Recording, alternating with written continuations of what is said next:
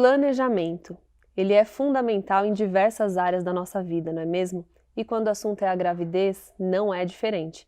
É por isso que no episódio de hoje do Fertilidade Descomplicada, nós vamos entender como funciona o congelamento de óvulos e de espermatozoides. E para isso, eu tenho aqui o Dr. Josélio e a doutora Juliana, que vão nos ensinar aí e nos ajudar a entender o passo a passo de como funcionam esses processos.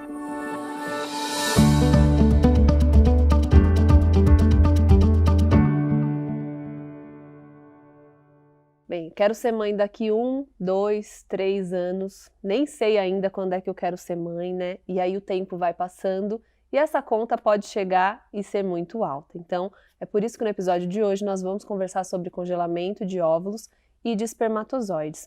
E, Dr. Josélio, é muito interessante esse assunto, porque lá no Mãe aos 40, por exemplo, eu já fiz algumas enquetes e quando eu pergunto se você pudesse voltar no tempo 5, 10 anos, o que você teria feito? 80% sempre responde, eu já fiz isso várias vezes, essa enquete sempre dá esse número, que teria congelado óvulos. Então, às vezes a gente tem aquela falsa ideia, né, de que realmente a mulher está empoderada, isso é fato, mas o nosso sistema aqui, né, fisiológico, ele não evoluiu junto com a gente, infelizmente, né? Então, como que é, né? Qual que é a importância de pensar nesse planejamento da gravidez, né? E como que funciona aí esse processo? Pois é, Aline. O problema é que a mulher, ela já vai nascer com seus óvulos. E durante a vida dela, ela não vai produzir mais nenhum. E esses óvulos, eles vão permanecer numa certa qualidade, mais ou menos ali até os 35, 33 anos. A partir daí, começa a existir alterações, um certo envelhecimento dos óvulos à medida que os anos vão passando. Então, aquela mulher que hoje não pensa em engravidar, mas que tem esse desejo futuro, se ela tiver essa gravidez antes dessa data, 35 anos, tudo bem, o óvulo ainda está legal. Mas e se ela tiver mais do que isso? Ela vai ter, naturalmente, uma chance menor de conseguir essa gravidez. Sim. E se hoje ela não sabe quando vai ser, será que vai ser aos 40? Então, pois é. E o interessante disso é que nessa sensação, né, de que realmente não estamos envelhecendo como antigamente, né? O estilo de vida importa, então eu me cuido, né? Eu faço tudo direitinho, eu tenho uma alimentação balanceada. Isso também pode passar essa falsa ideia, né, doutor? Até por isso eu queria perguntar: o estilo de vida, ele é importante? Ele pode ser considerado uma forma de preservar a fertilidade? Se aquela mulher que, por exemplo, se cuida, né, vem ao longo da vida tendo uma alimentação adequada, exercícios físicos e tudo, é lógico que ela vai ter uma qualidade de óvulos melhor, mas melhor comparada com a mesma pessoa da mesma idade que não se cuidou, né?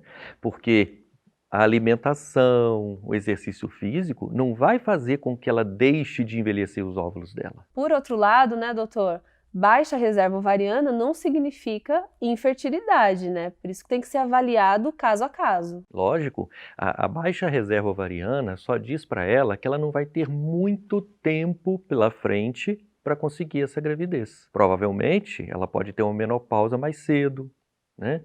Então hoje ela tem uma baixa reserva. Ok, mas ela é nova? Ela nasceu com uma reserva baixa, por exemplo. Hoje ela tem uma chance legal de engravidar, mas ela tem que pensar que futuramente ela não vai ter. Então a gente pode sim afirmar que o congelamento de óvulos é a maneira mais segura de preservar a fertilidade. Hoje em dia, sim. O congelamento de óvulo é que vai preservar a qualidade desses óvulos durante o longo dos anos. Entendi.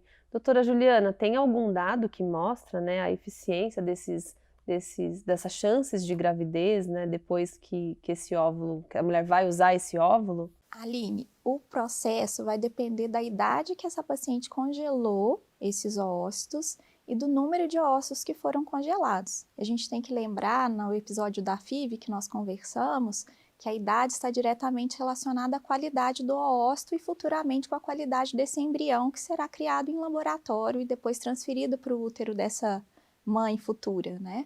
Então, se essa paciente, quanto antes ela puder congelar esse oócito, melhor serão os resultados futuros. E quais são os perfis, né, assim, que são os mais indicados para fazer o congelamento? Tem a questão de realmente se planejar, mas tem outros perfis também, né, doutor? Existem pacientes que necessitam disso, né? Você tem aquela paciente que está, por exemplo, né, uma das questões é o câncer de mama, né, que a gente, na verdade, mais recebe.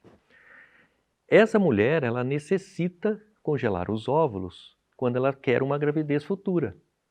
O tratamento dela, muitas vezes, vai precisar de uma quimioterapia, e a gente sabe que a quimioterapia vai atuar nesse ovário.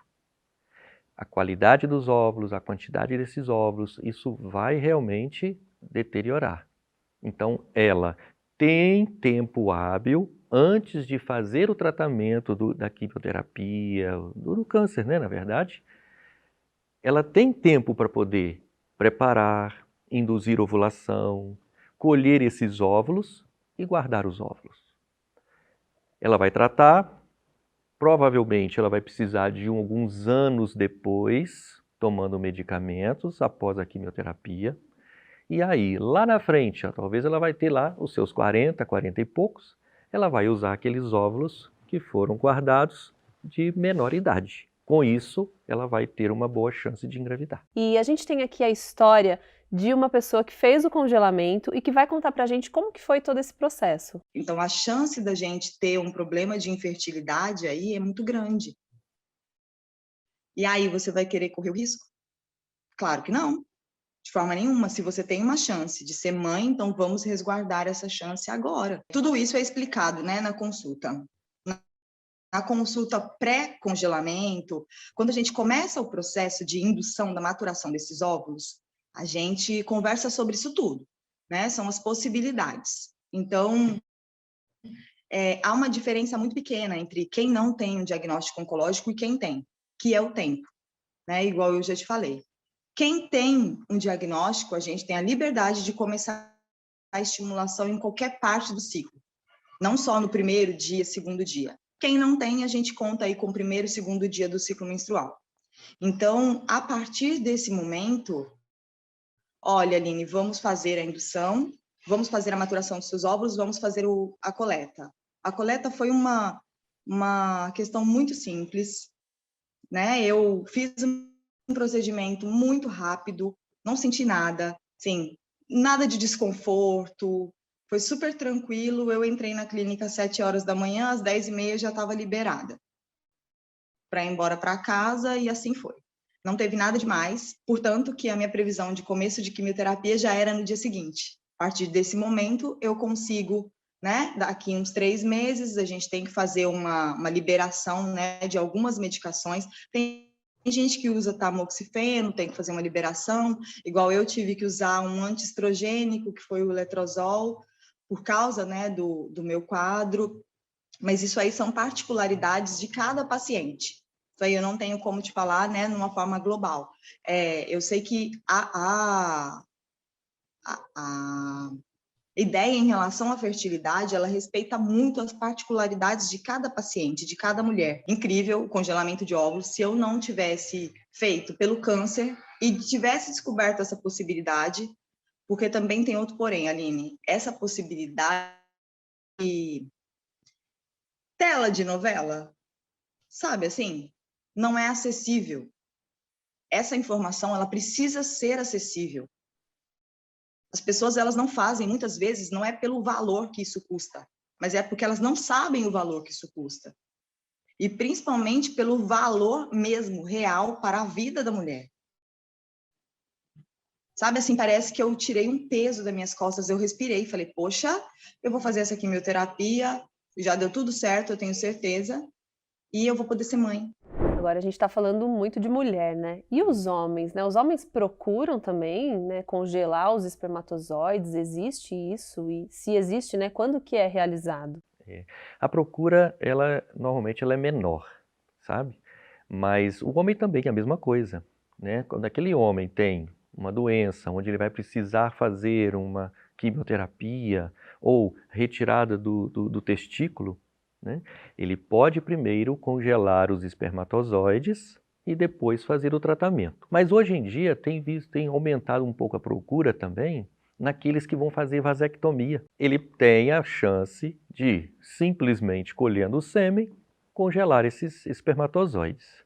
No caso das mulheres, né, também tem a questão do congelamento social. É aquela que ou está estudando, ou ainda está na profissão, que ainda quer se estabelecer melhor na profissão e que acha que uma gravidez pode retardar aí esse sucesso, né, profissional. E ela vai querer essa gravidez futura. Então, passando-se de uma certa idade, ela vai ter menor chance. Ela pode hoje congelar os óvulos e, quando assim achar, né, correta, ela vai lá e tenta a fertilização, se ela não conseguir engravidar naturalmente. Agora, a gente está falando de idade, mas não significa que uma mulher de 38 anos, por exemplo, não possa congelar óvulos, né? Não existe uma proibição. O que vai ser feito é a análise daquele caso para ver as possibilidades, é isso? Pois é, infelizmente a gente não tem como voltar ao tempo, né? Então aquela mulher de 38 que agora resolveu fazer isso, é melhor agora do que futuramente.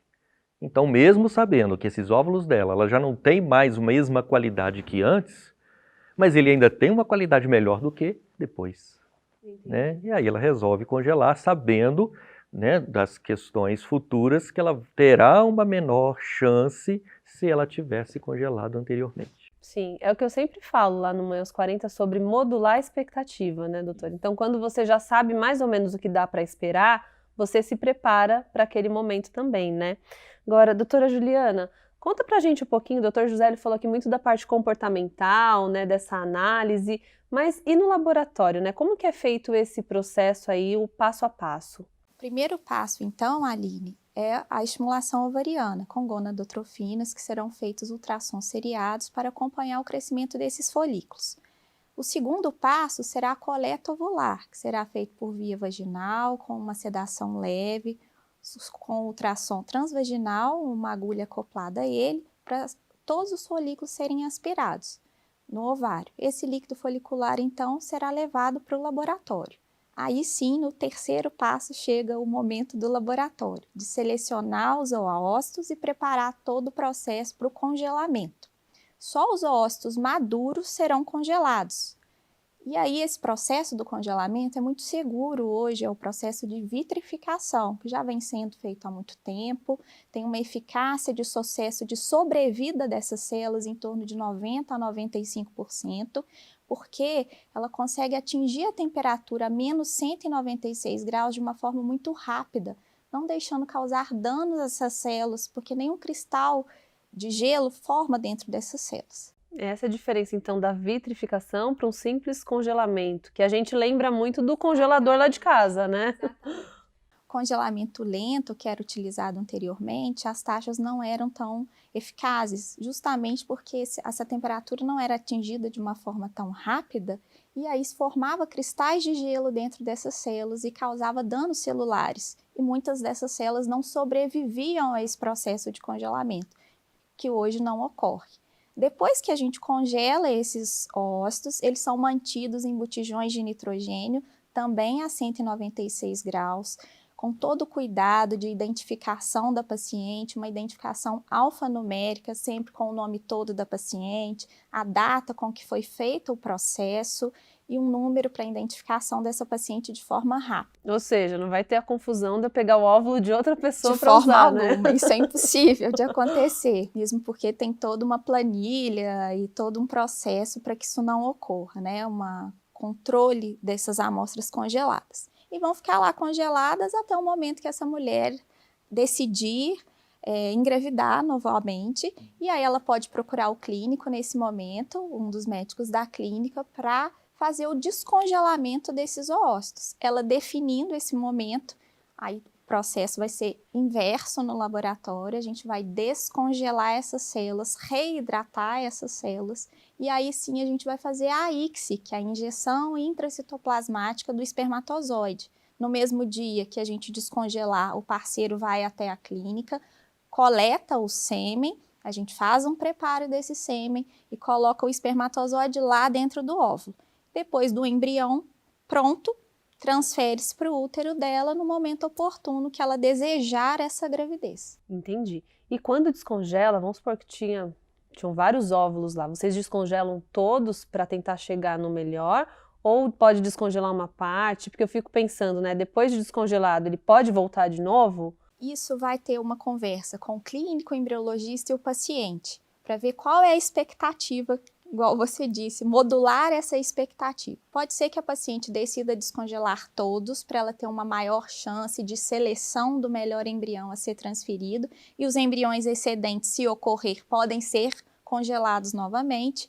Ou, se ela preferir, descongelam poucos oócitos, injetam-se poucos oócitos e ela vai ter um número pequeno de embriões sem embriões excedentes. Isso a gente pode conversar e decidir, de acordo com a expectativa dela, a melhor solução naquele momento. Entendi. E tem um tempo limite que eles podem ficar congelados? Não há um tempo definido que essas células congeladas, tanto o oócito, embrião e espermatozoide, seja prejudicial. Até o momento não há nenhum trabalho, estudo científico que demonstre isso. Então, elas podem ficar congeladas até o momento que a paciente decidir utilizar. E se por acaso eu resolver que não vou utilizar, né, engravidei, deu tudo certo, ou até mesmo já usei, mas tenho alguns ainda lá guardados, como que é feito o descarte disso? A qualquer momento eu posso solicitar? O oócito, por ser um gameta, é mais fácil, e é isso mesmo que você disse. A gente pode descartar a qualquer momento, desde que você vá até o laboratório, assine um consentimento específico para essa finalidade, e aí pode ser descartado. Uma outra possibilidade também é você doar para uma outra paciente, mas a gente tem que levar em consideração as novas normas éticas do momento, que você tem que ter 37 anos no momento que você congelou esses oócitos. Essa doação vai ser de forma altruística, anônima, através de um consentimento específico para essa doação e um questionário genético para esse material ficar lá armazenado para essa finalidade. Doar para uma paciente que deseja receber oócitos que estejam precisando desses oócitos. E o homem também, se ele não quiser mais usar o espermatozoide congelado, ele pode doar? Nesse caso, não, porque há bancos de sêmen no Brasil. E aí, quando a paciente precisa utilizar um sêmen doado, ela tem que recorrer a um banco de sêmen. Chegamos então ao fim desse episódio e foi muito esclarecedor. Eu quero agradecer a participação do Dr. Josélio, da doutora Juliana. Continuem nos acompanhando aqui no canal oficial do YouTube da Nidos e também pelas redes sociais. No Instagram da Nidos a gente sempre avisa quando um novo episódio vai ao ar.